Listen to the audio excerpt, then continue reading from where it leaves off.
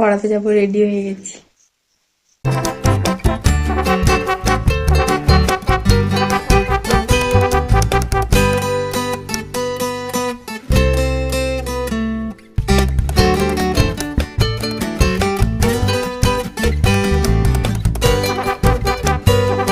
Hi everyone, good morning, welcome back to the channel lucky 13। তো বলুন, কেমন আছেন সবাই? আশা করি সবাই ভালো আছেন। এতক্ষণ আপনারা দেখছিলেন আমি যখন আজ পড়াতে যাই সেই সময়ের কিছু ভিডিও আমি তুলে রেখেছিলাম, সেটাই। তো বাড়ি এসে গেছি, প্রায় 10টা বাজে। এসে আমি কিছু রান্না বান্না করে দিচ্ছি। তারপর এটা আমার শাশুড়ি মাই সবকিছু কেটে কেটে দিল। ওই গাজর, পেঁয়াজ, কাঁচা লঙ্কা সব দিয়ে মুড়ি খেয়ে নিচ্ছিলাম, খুব খিদে পাচ্ছিল। ডাল হয়ে গেল, এবার আলু সেদ্ধ বসিয়েছি। এটাতে ওই শাড়িতে কি ইয়ে দেবে, কি বলে, মাড় দেবে। এটা কি অ্যারারুট গুলিয়ে রেখেছে, এই যে বসে যাচ্ছে, জানি না কি হবে, আমি এসব বুঝি না। এখনই করেছে। আর এখানে অনেক বাসন, এগুলো সব ধুতে হবে। আসলে ও আজকে বলতে থেমে গেলাম, কারণ ওই প্রেসারের সিটি পড়ছিল, তাই জন্য শোনা যাবে না। তো আজকের মা অফিস থেকে কলকাতা গেছে, সকাল সকাল বেরিয়ে গেছে, তাই জন্য সকালে রান্না হয়নি। আমি আসার পর ওই তাও সেদ্ধ টেদ্ধ করাই ছিল, আমি এসে ওই কিছু কিছু করলাম।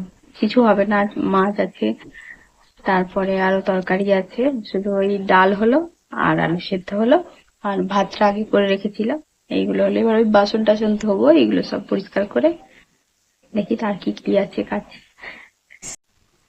কে রে? এটা কি চঙ্ক? এই যে দেখিয়ে দাও তো, এই চুড়ি পরেছ। এই দেখো, চুড়ি পরেছে শঙ্খ, আমাদের চুড়ি পরেছে। এই যে চুড়ি, এই যে চুড়ি, দেখিয়ে দাও। হাই বলে দাও, হাই হাই। শঙ্খ শঙ্খ শঙ্খ শঙ্খ শঙ্খ শঙ্খ। এক্ষুনি নিচ থেকে ওপরে আসলাম, রুমের অবস্থা ঠিক এইরকম, চারদিকে জিনিসপত্র, আর ভালো লাগছে না। এখন সব করতে হবে।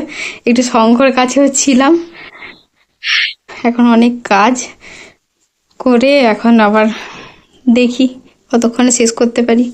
প্রায় বেজে গেল 1টা 5। অনেক দেরি হয়ে গেল, ভগবান। রুম পুরো গুছিয়ে দিয়েছি, ঝাড় দিয়েছি, মুছেছি আজকে। তারপরে বাইরেটা না একটু আজকের মেঘলা মেঘলা লাগছে, দাঁড়ান আপনাদের কাছে গিয়ে দেখাবো। বাইরেটা কারণ মেঘলা, রোদ বেরিয়েছিল, বেশ ভালোই মেঘলা মেঘলা লাগছে। আমারও স্নান হয়ে গেছে, আর স্নান করেও কি লাভ, এত গরমে ঘাম বেরিয়ে যাচ্ছে। যে বাইরেটা মেঘলা লাগছে, বৃষ্টি বোধহয় হবে, হোক, ফিঙ্গার ক্রস বৃষ্টি হোক।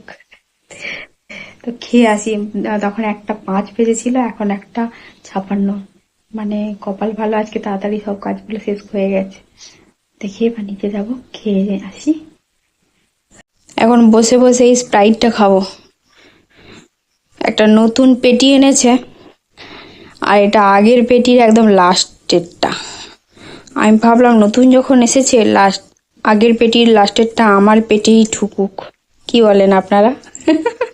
খাওয়া দাওয়া হয়ে গেছে, এখন বাজে জানেন তো 2:40 হয়ে গেছে। আমি সচরাচর এত দেরিতে খাই না, আজকে আসলে মুড়ি খেয়েছিলাম, তারপরে দেরিতেই খেয়েছিলাম। তারপরে শঙ্কর কাছে গেলাম, অনেক সময় ওখানে গল্প টল্প করলাম, তারপরে কাজ ফাজ করতে একটু দেরি হয়ে গেছে।